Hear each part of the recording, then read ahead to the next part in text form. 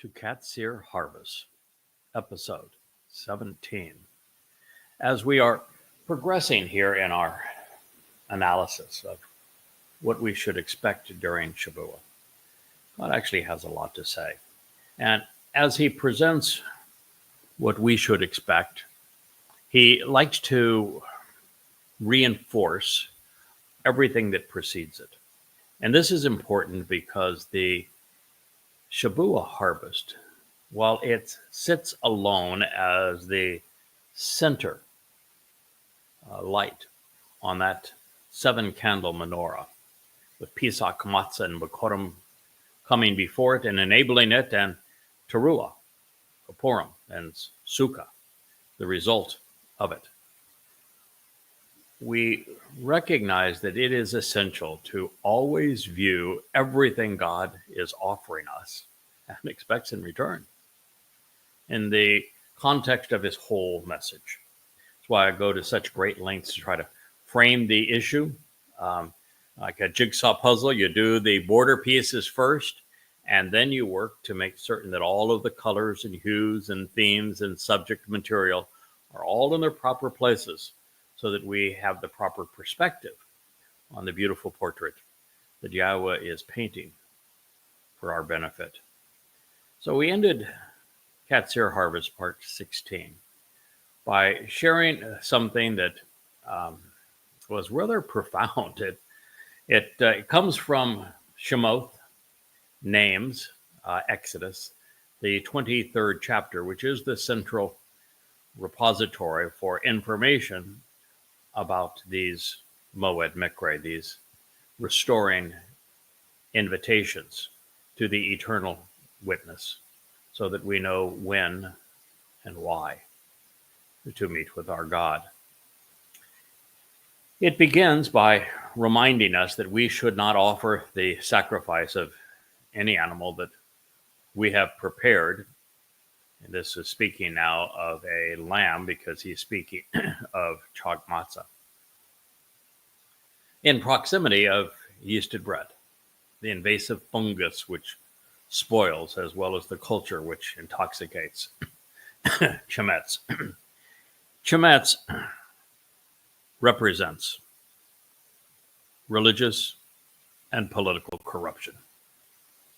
It is the broad-based stain and stigma that ruins our souls, that corrupts our souls, that precludes anyone who is invested in religion or politics from knowing Yahweh, from approaching him, for engaging in the covenant, even for participating in a meaningful way through the Moed Mikre. Yes. Chametz is the invasive nature of this fungus which spoils our souls. And so during matzah, we are specifically encouraged to remove it.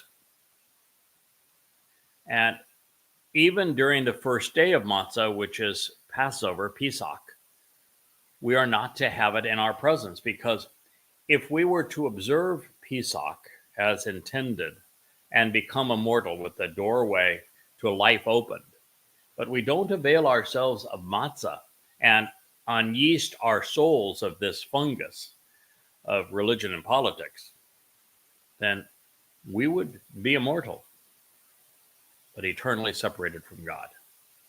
This is the problem of the way both Jews and Christians celebrate this holiday. Well, Christians don't even know the name.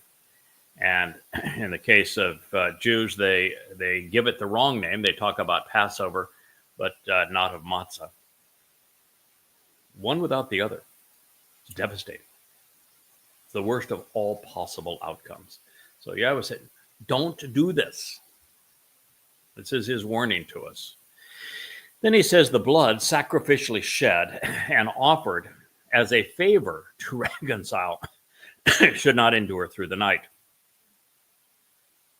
See, with Yahweh, the way that he has presented his metaphors, blood is the source of life. It is the substance of life. when our blood is spilled, then we lose the vitality of life.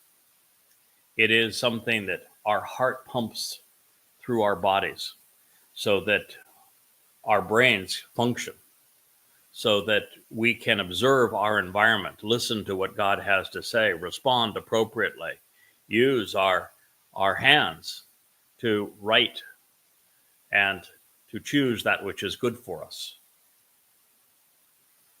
to walk alongside the Almighty.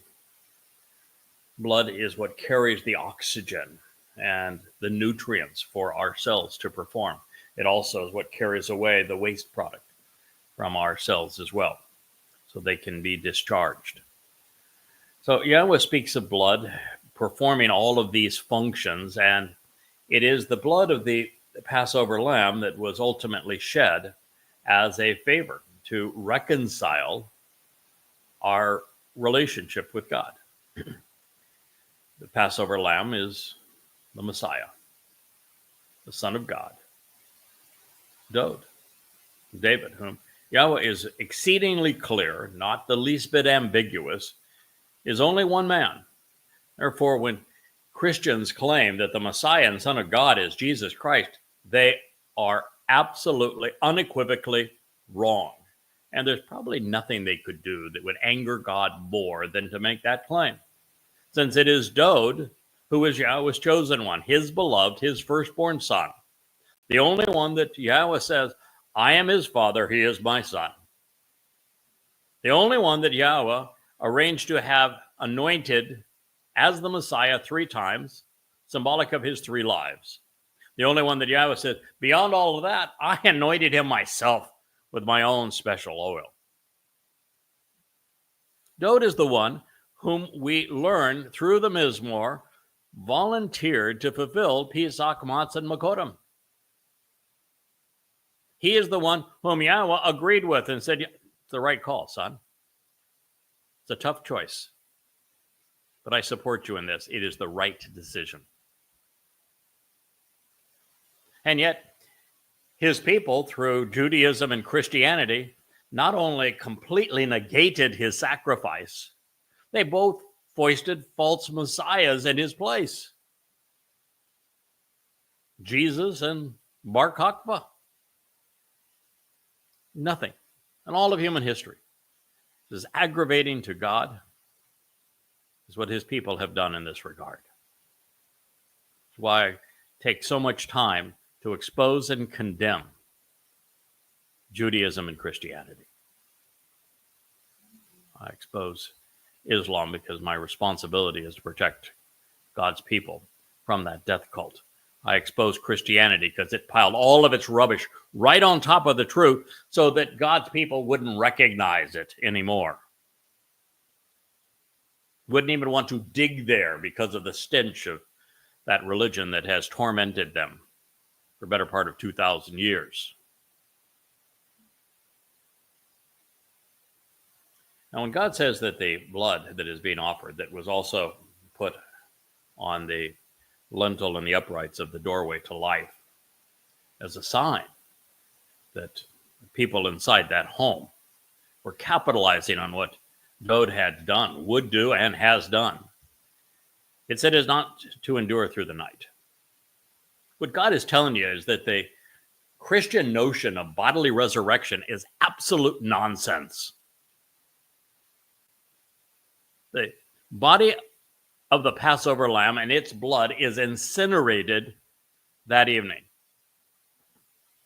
That's the Torah's instruction, to do away with it. It has no purpose anymore. It served its purpose.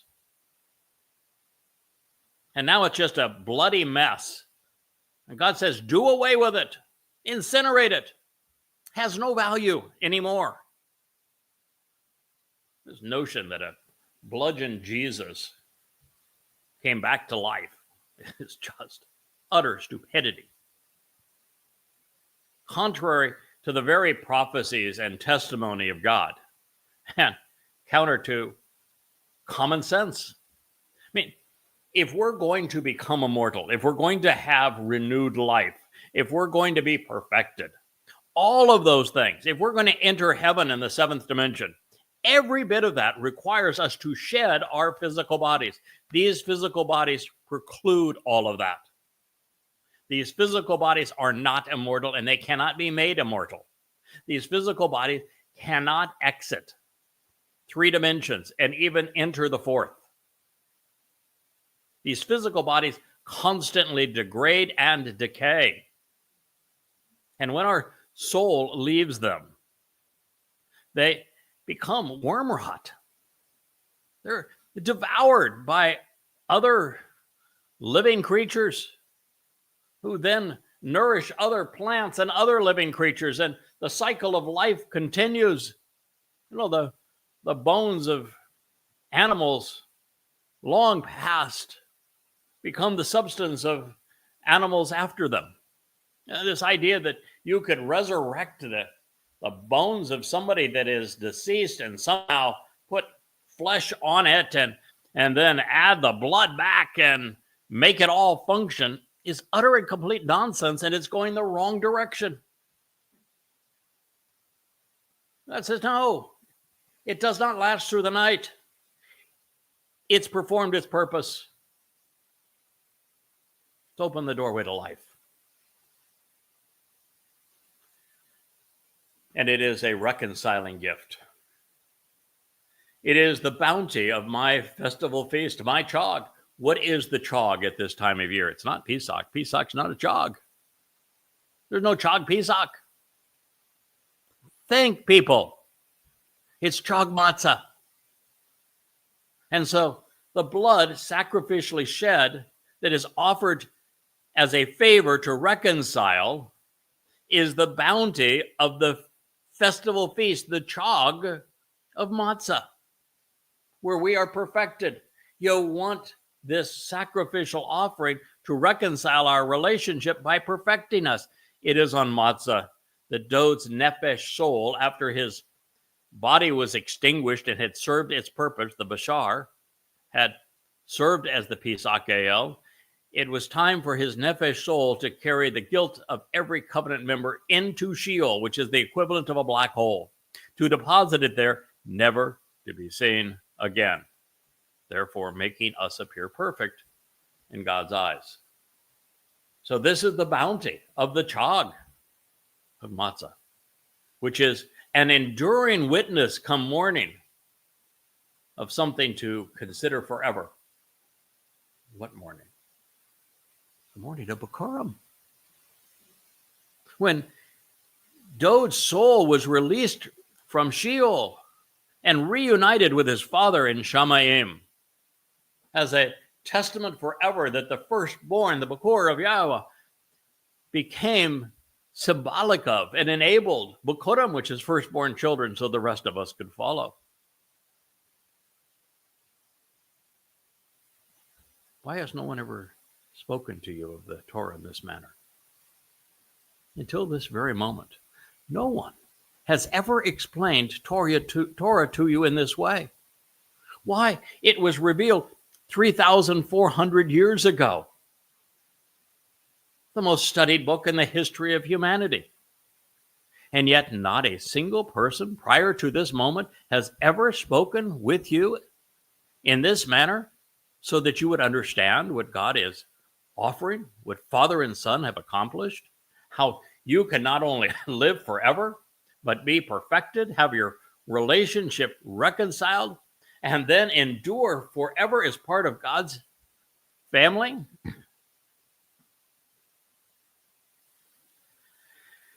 That was from Shemoth, Names, Exodus 23:18.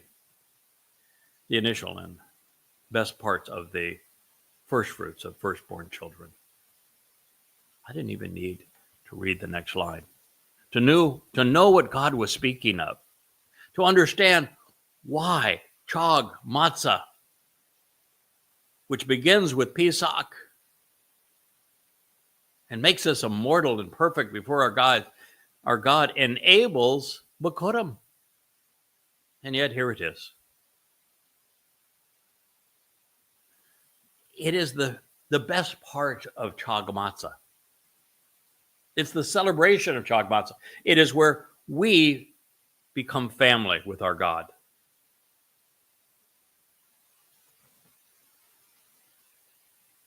The initial and best part, Reshith, of the first fruits, including firstborn children, Bokurim, of your realm, Adamah. Adamah is a really, really inside term as it relates to Yahweh and his Torah teaching. That's partly because the man who will be spoken of in a moment is the Adam of Parah, the man of the earth, who is exceedingly fruitful and productive, the messenger of Yahweh, the voice of God, the herald of his son, at this moment, at this time, for this purpose. You should come, bringing them for the family and home, Be'eth of Yahweh, your God. All of this is for a singular purpose. Yahweh wants to share eternity with a family. He wants children to raise, to teach, to instruct, to guide, to share everything he has created with. Life is so much richer when shared. Everything in it is more beautiful when shared. Even burdens are lessened when shared.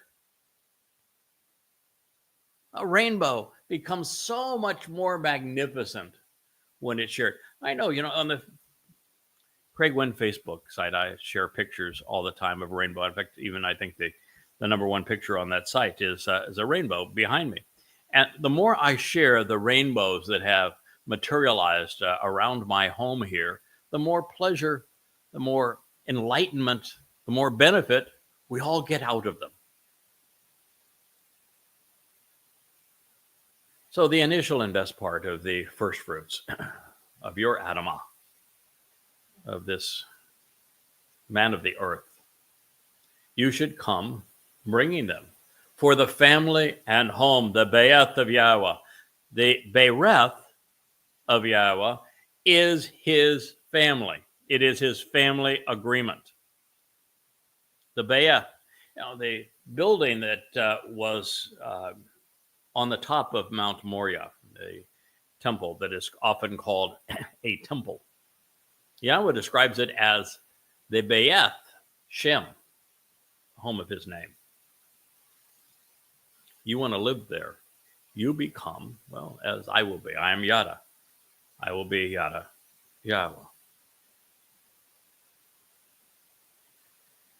Behold, I will send out. This is intensely important for you. And as I share this, you may say that you would prefer that Yahweh speak directly to you rather than through his representative, his messenger. That may be your choice.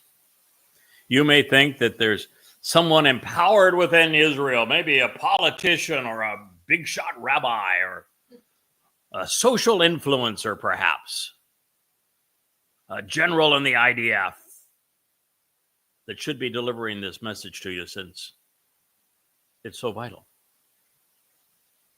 Not one of them is qualified. Not one of them was chosen.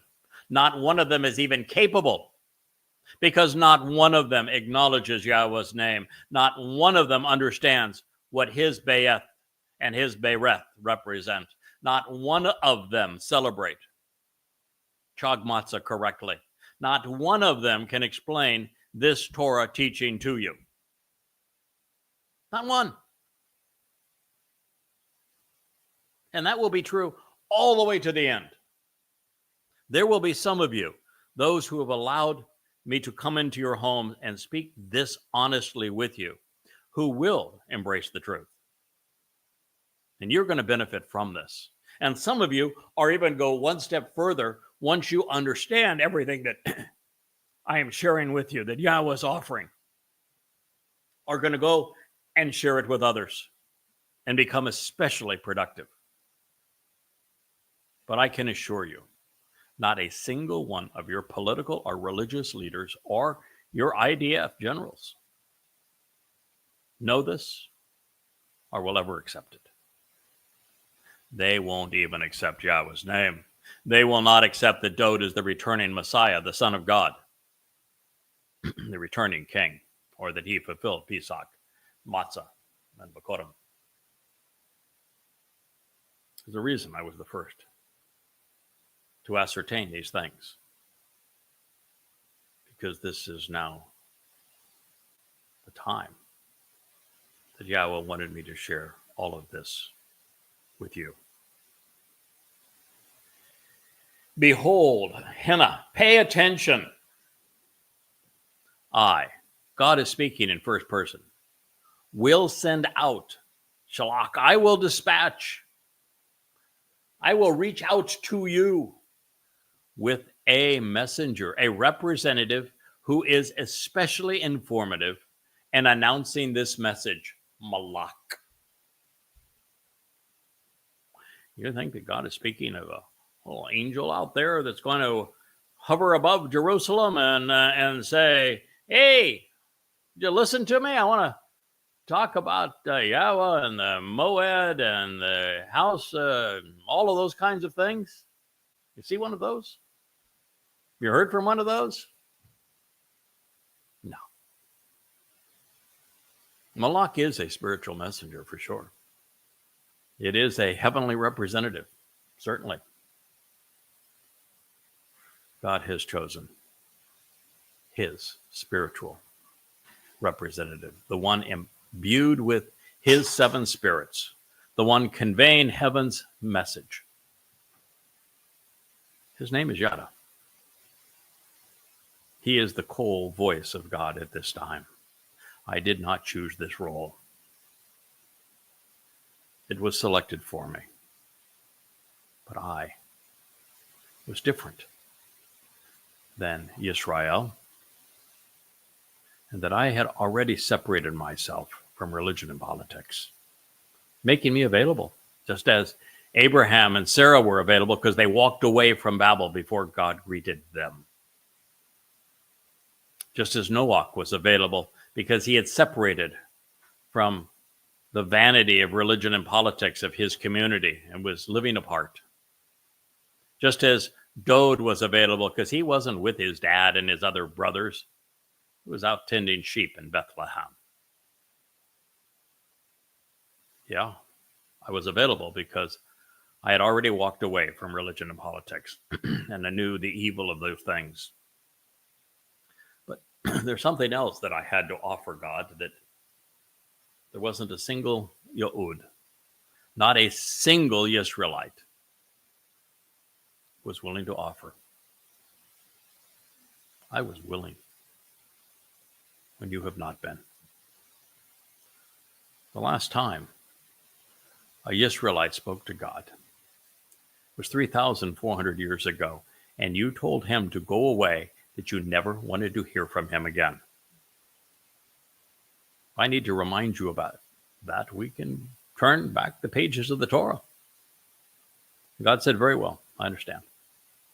And from that point on, he chose to convey his message through his chosen implements.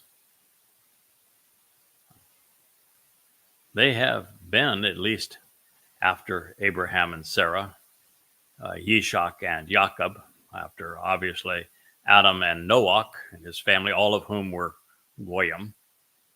The distinction of Israelites began with Jacob's sons.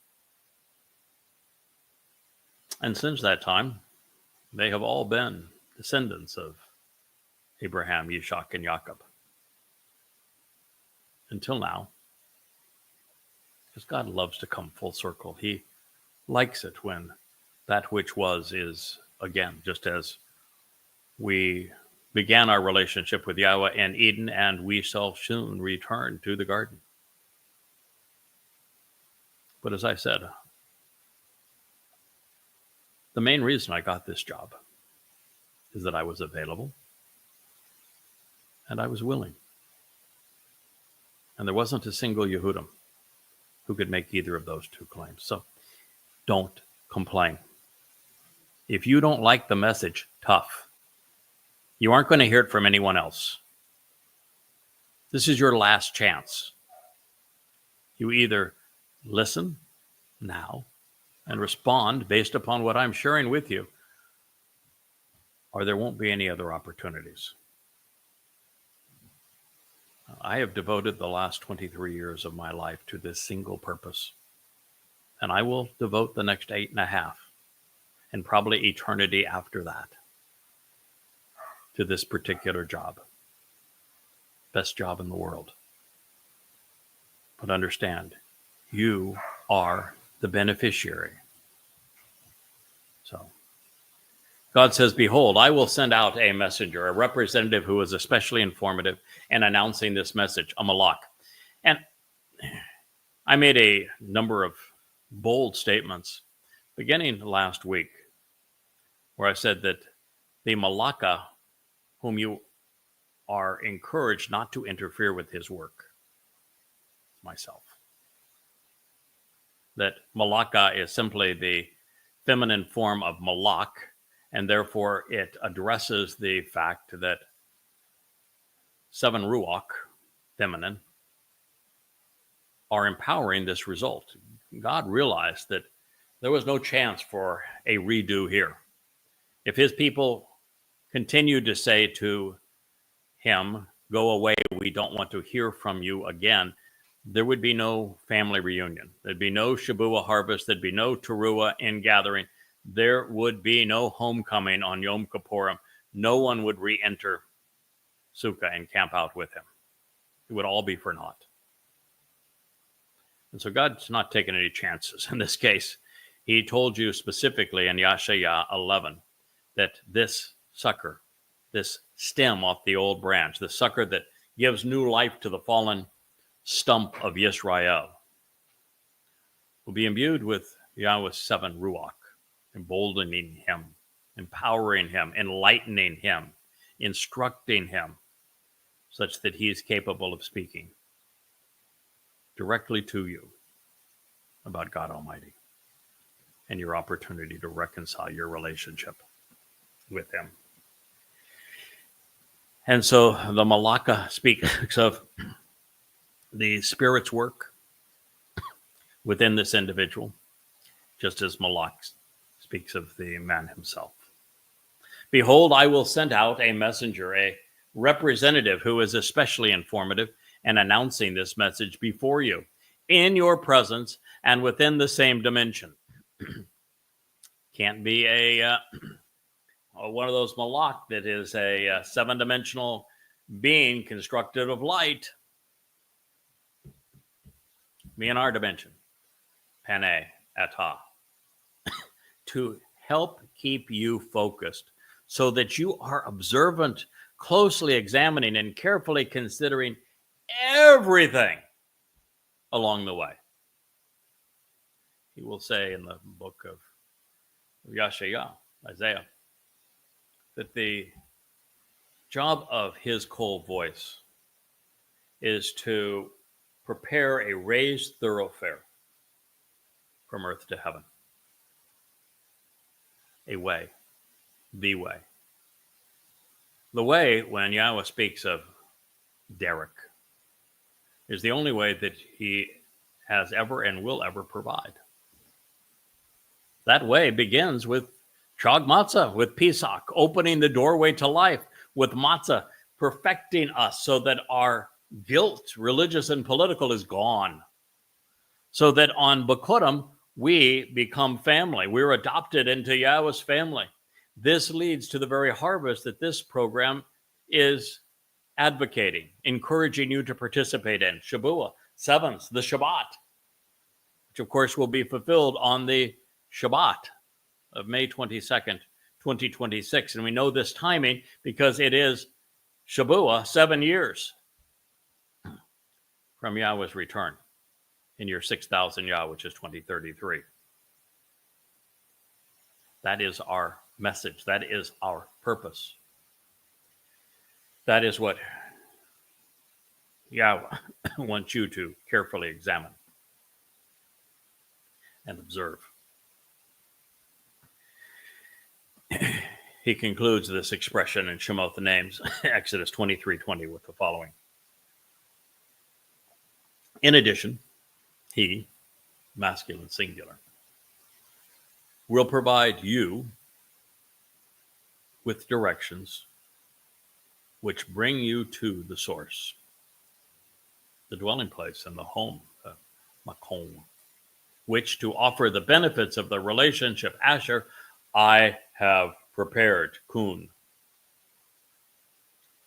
Now, for anyone that wants to get uppity and say, why should we listen to this man? Just because God told you to. Which, by the way, is a pretty good reason to listen to him. Because there's nobody else delivering this message. Never has been, never will be. But in case you want to get uppity about it, understand, I'm the messenger, not the message. I didn't do any of this. I'm just reporting it to you. God is the one who prepared our dwelling place and home. I'm just pointing the way to it.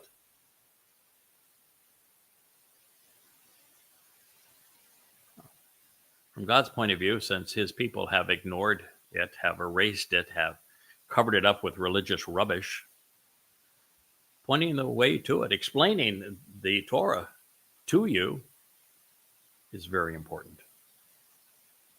And that's why we're doing these programs. So there are moments along the way that, I might have thought that this messenger would have been Moshe. Then at times perhaps it was Dode. On one occasion, Malak appeared to be a spiritual envoy, at least in the sense of God project his voice through one. But no, that isn't true. God has hundreds and hundreds and hundreds of prophecies regarding the herald that is speaking to you now during the last days, his final witness. And now the message is clear. Yahweh is calling and guiding his people home. And through this Malak messenger, this message can be readily discerned. It is being served up to you on a platter. Take it. I'm asking nothing from you. You can go to the YAHOWAH.com website, and we won't even ask you to register. You don't have to share anything. You can come in completely incognito. So no rabbi or political leader know that you're checking up on what God said. All 35 books on the shelf, these books behind me, are free in their entirety. Read them. Deal with them. Come to know what God said.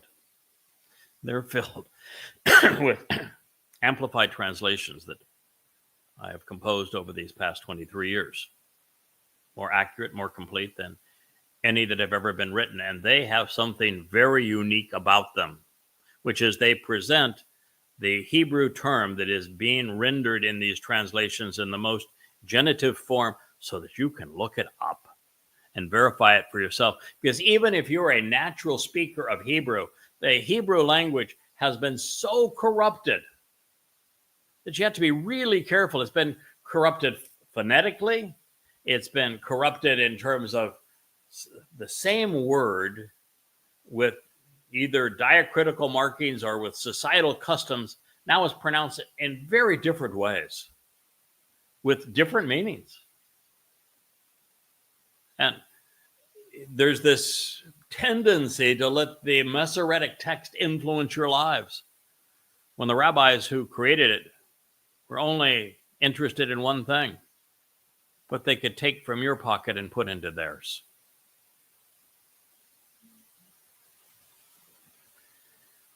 I'm asking nothing from you other than you listen. God's asking nothing from you other than asking you to be observant. This continues.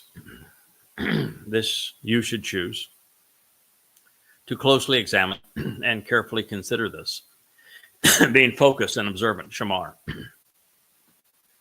regarding his appearance and his presence. This can't be Moshe, is it?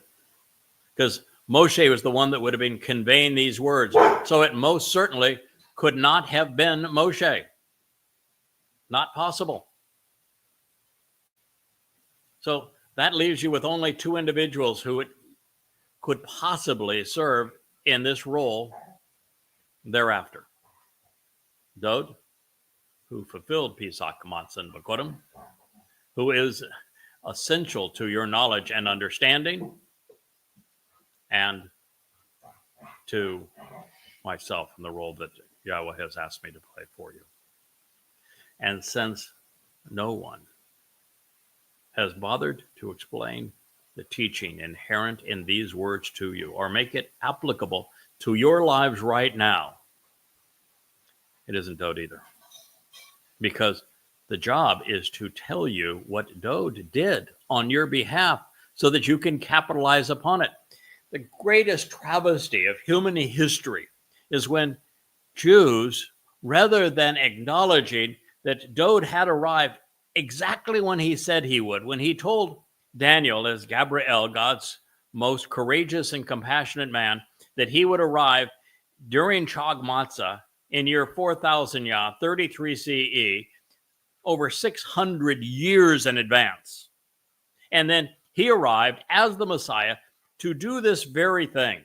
And after he had written the 22nd Mizmor that explained that he would be flogged by Romans and then crucified by them centuries before Romans or crucifixion even existed. And then he would take our guilt and deposit it in Sheol and the darkness of that black hole to reemerge unto Yahweh's light during Bikurim. And then he would reinforce this also in first person in the 88th Mizmor, only to have the most prolific of the prophets, Yashayah, in the 9th chapter, tell you everything you needed to know about this son who had done all of these things for you as this ultimate gift, as the living representative of Yahweh himself. And then in the 53rd chapter, telling you how your guilt would be laid upon him so that you would be perfected in God's eyes. And when it occurred, exactly when, where, how, and why God said it would. Rather than acknowledging it, you didn't. Not a single Yehud said, that's our Messiah. That's Dod. Look at him, what he's doing, exactly what he promised. Let's celebrate this occasion. You didn't. Not one of you. And it was obvious. And making matters worse, the father of rabbinic Judaism, Rabbi Akiba, came up with a goddamn false Messiah in Bar Kokhba, where you get your star. And he plastered over the truth with a lie. Just as another rabbi, Paul, came up with this harebrained scheme that a misnomer named Iesu Christou actually lived and did these things when he is nothing but a crude counterfeit of Dod. And you didn't have a single leader that said, no, that's not possible. That's a counterfeit. None of that's true, because it was Dod who was promised to do these things and who did them as promised. It's the single greatest discovery in human history. And you've missed it for 3,000 years. So you think there's any wonder that Yahweh is telling you to pay attention to what this man is conveying to you? The only means of salvation. You have the whole world has turned against you. You're within 15 months of entering the time of Jacob's troubles, where your very existence will be at stake. a time far worse than the Holocaust. You're seeing it materialize before your eyes. I've actually told you how it's going to come into fruition in other shows. I was on X this morning where I posted a short segment of that show telling you exactly how Israel would be forfeited and sacrificed, and that how millions of Jews would die. And this morning when I returned, 17 people had watched it. What's wrong with you? Someone is finally telling you the truth. Someone is finally reintroducing you to Yahweh's name, to reacquainting you with Dod as the Messiah, the Son of God, who fulfilled Pesach, Matzah, and Bakorim, pointing the way home, explaining the purpose of the Moed Mikre, teaching you what the Torah actually says. Doing these as live streams. Turn on the lights, turn on the microphone, turn on the camera, and let's go. No rehearsal, no redos, no edits. Just what I know to be true. What's important for you to hear. So God, in a very understated way, says, you should probably choose to closely examine and carefully consider becoming focused and observant regarding his appearance and his presence. Masculine, singular. Of your own volition, listen through his voice. Call. Remember I shared with you how Yahweh said through the prophet Yeshayah that a voice will call out and prepare a raised highway from earth to Shamaim? About 2 months ago, Yahweh met with me again. Now our meetings are quite frequent. They used to be infrequent, and most of my time was listening to him, which is always a good idea, by studying his testimony, translating his testimony, and sharing the insights that could be derived from it, comprising all these books behind me. 2 months ago, God said, Craig, you've written enough books. One more book isn't going to make a difference. The incremental benefit of one additional tome isn't going to significantly change the result. It's time that you become the book. I want you to speak to my people. I want you to be the voice that they hear. Look them in the eye.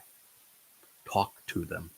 Let them hear the tenor of your voice. Let them see the expression in your eyes. Let them know that you are my voice speaking to them. God never, ever communicates something that he has not already affirmed. And here it is. Of your own volition, Shama, listen through his voice. Are you going to listen?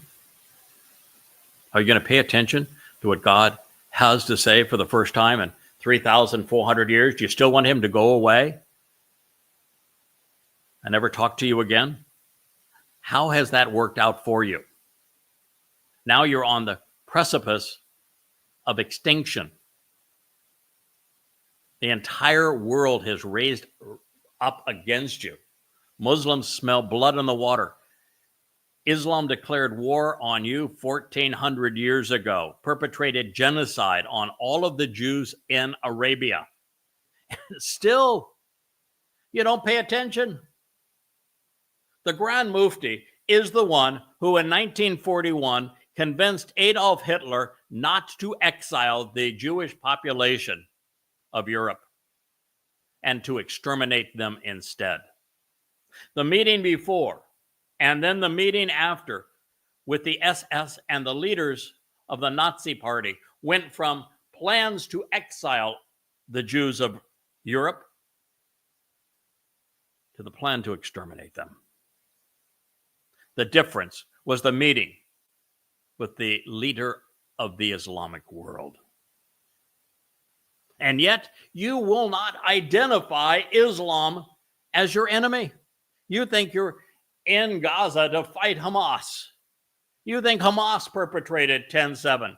You think that Hezbollah is a threat. You think Iran is a threat. You think it'd be really swell to form an Abraham Accord with Saudi Arabia. You encourage Muslims to live among you. You're clueless. I mean, on the morning of 10/7, Yahowah made it absolutely clear that it was time that I rewrite the first book that I wrote on your behalf. Prophet of Doom became goddamn religion. 1 volume became 5. The entire Quran was laid out for you, put in chronological order, set in the context of Muhammad's life using the hadith. It is the most comprehensive, chronological, contextual presentation of Islam ever written. And it shows exactly who Allah is and Muhammad was, and the purpose of this death cult, which is to hunt down and annihilate Jews. And yet you still won't even read it. You'll let them rape your daughters, kidnap your sons, starve your fathers, and you go off and blame your own government or Hamas as if you're stupid. Stop it. You don't have enough stupid days left. What is it going to take to get your attention? Do Muslims have to kill all of you? Does the world, in its alliance between progressive libertards, of which you are a leading faction of, align with bloodthirsty Muslims? And you're watching the demonstrations around the world as the entire world turns anti-Semitic? And that's not enough to get your attention? You don't know what the prophet said? That the next attack is going to be 1,000-fold what you just endured? Do they have to kill you to get your attention? And one of the hostages who was starved, an American, came out and, he wanted to demean his government. He wanted to praise Donald Trump, who was a scallywag in this whole thing. Donald Trump empowered a man who had received a $623 million bribe from Kuwait to force capitulation, where thousands of Islamic murderers were released to free men who never should have been captive in the first place. And all you could say is the war has to end? Well, let's make peace. We'll all get along splendidly. They won't want to kill us if we stop this war, if we pretend that, well, it never really happened. We'll just get along. Come on. God damn, what's wrong with you? Well, it's still your choice. You should choose, however, to closely examine and carefully consider this if you want to do as Yahowah requests, becoming focused and observant regarding his appearance and his presence. Now, you may not like him berating you. You may not like him yelling at you. But what option is left? You don't listen to whispers. You don't listen to innuendos. You don't even listen to facts when they're presented right in your face. You haven't listened in 3,400 years. What's going to be the difference if somebody doesn't whack you across the side of the cheek and say, God damn, what's wrong with you? You've erased Yahowah's name. You won't even say it.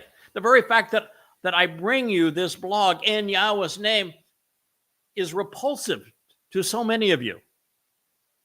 And yet there's no other name through which I can speak to you that will matter.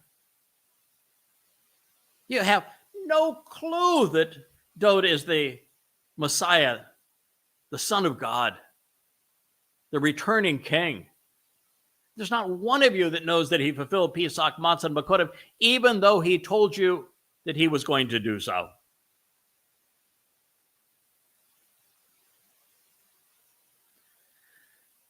Of your own volition, listen to this voice. Don't remain rebellious against him, defiant towards him. Neither be embittered or contentious. Time to be grieved and bewildered is over. Because otherwise, he is not going to tolerate or endure your rebellion, your revolting defiance and repulsive deviations from the established message. There is a mizmor early on where Yahweh speaking of his beloved son, Dowd, whom he was celebrating the fact that Dowd had volunteered to save his people, opening the door to life, taking their guilt and depositing it in Sheol, and welcoming them into the eternal family and home of his father, Yahweh. And at the end of this, Yahweh says, it's just not smart to continue to rebuke him, to continue to deny him. Because after a while, and for relatively little, you're going to engender his anger. And that's a really bad idea. Now God is saying the same thing of me. He knows there's only so much any human being can take. I've been at this 23 years. Yahweh has asked me to stop writing and to start talking to you. And I'm going to do it literally until I'm blue in the face. I'm going to give it all I have. But there will be a point where I'm going to give up on most of you. I'm going to recognize that progressive Jews aren't capable of thinking. I'm going to recognize that religious Jews are parasites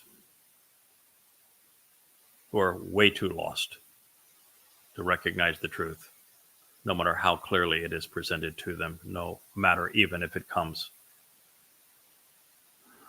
from the actual prophets of Yahweh. They will deny his name to the very end.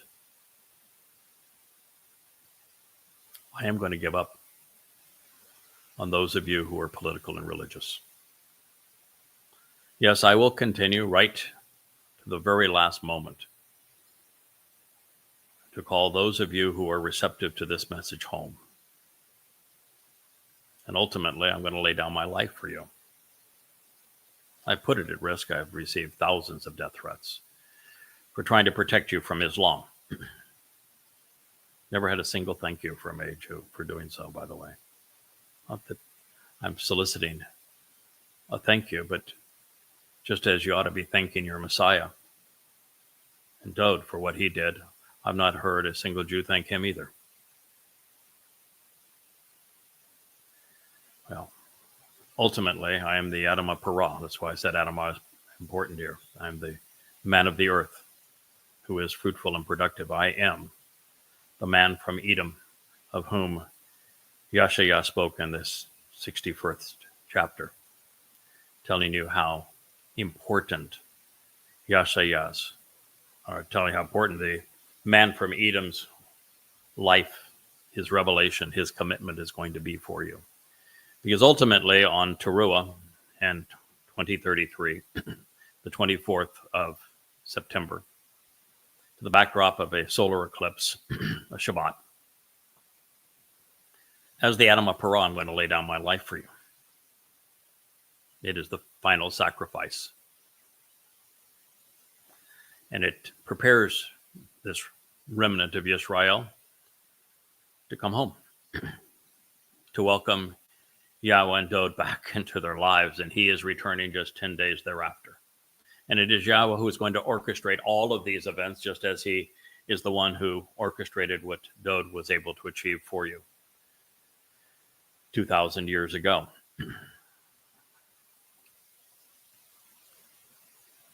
So now is the time, way, way past time, to stop being so rebellious. You've been rebellious and defiant towards your God, towards Moshe during the entire Exodus, mostly towards your Savior, the Son of God, your Messiah and King, Dod. And now to me, as your last witness, as your last chance to come clean and be right with God. He is begging you to stop being so bewildered. He's begging you to stop being contentious. After a while, you've got to give it up. God says that no one, even his final witness, is going to tolerate or endure your rebellion, your revolting defiance, your repulsive deviations from the established message. And there's some of you that say, wait a minute, how can it be you, Yada, when we're told that it is Eliah who is coming back? You know, maybe you ought to read the 4th chapter of Zechariah, as well as the hundreds and hundreds of prophecies that pertain to this particular mission, including the 11th chapter of Yeshayah. What does it say about how many witnesses there's going to be? 2. Yeshayah is just one of the 2. And you have to be really careful. If you are defiant because you still want to cling to Judaism, because you want to cling to progressive politics, you got to be really careful, because what was it that Eliah, which, by the way, God's name is Yah. Yahowah is God, precisely. And together, my name, Yada, Eliah, means no, Yahweh is God. Really good first step. What did Eliah do? Now, this is really important. Focus on this for a moment. What did Eliah do? He was specifically told to confront the religious and political establishment of Israel. He met with king and queen who were both exceedingly religious and exceedingly political, and he told them they were full of it. And then he gathered the 850 prophets of the Lord, Baal, and Asherah, Mother God. And he devastated them. He rebuked them. He chastised them. He satirized them. And then he orchestrated this magnificent display of fire and water over a bowl, with Yahweh intervening to make it all possible to ignite the fire. So why do you think that Eliah is coming back? Have you read the story of the Anam Parah? Do you know the story of the adulterous woman? Do you know what's going to happen? Have you considered what Yeshayah said in the 17th chapter? Do you know what this all represents? And that Eliah is coming back to attack the religiosity and the politics of his people, as he did once before. It is the only thing that distinguishes Eliah, is the aplomb to which he was the grand orator, rebuking the politics and the religion of his people. And those that he rebuked, he killed. All of them. They all died. That's the man that's coming back. And he orchestrated all of this in front of the water and the fire surrounding a bull. What do you think the Anam Parah is? What do you think the last sacrifice is all about? Whose blood is it that's anoints the mercy seat of the Ark of the Covenant so that Israel can approach. He's coming back to be the master of ceremonies for the Adam of Parah on Towrah, to rebuke the religious and political, and to cleanse those who want to shed the adulterous woman title and return to Yahweh and look up, as Zechariah 12 tells us, at Yahweh alongside the one we pierced, weeping for the firstborn that you've ignored for so very long.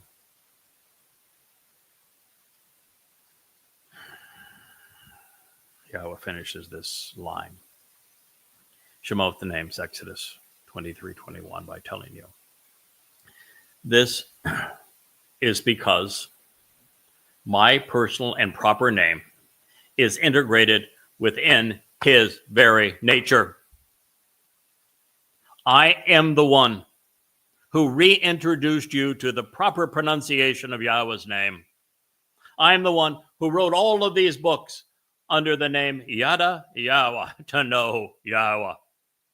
I speak for God. He is part of the very fabric of my nature because the Ruach of Yahweh resides within me to make this possible. Are you listening? Do you care? What's it going to take to break through? To get you to be receptive?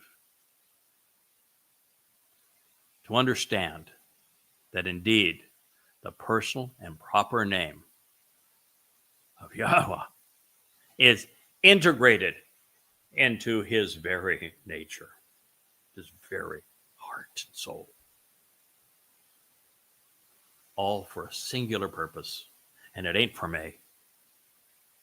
It's for you. Now, this is the conclusion of the Qatsyr-Harvest episode, what's it, 17 of the YAHOWAH blog. I'm your host, Yada, also Craig Winn.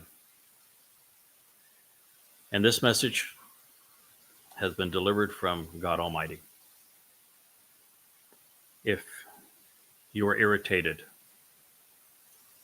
that I spoke harshly with you, that I raised my voice at you, I would ask you to reconsider and understand why. Appreciate how little time you have left. 8.5 years is all, and during that 8.5 years, most of you are going to die. And how many obstacles have to be overcome? Because in the 3,400 years prior to this, not a single one of you listened. So I can tell you for certain, Israel, a whisper's not going to do it. Thank you for listening.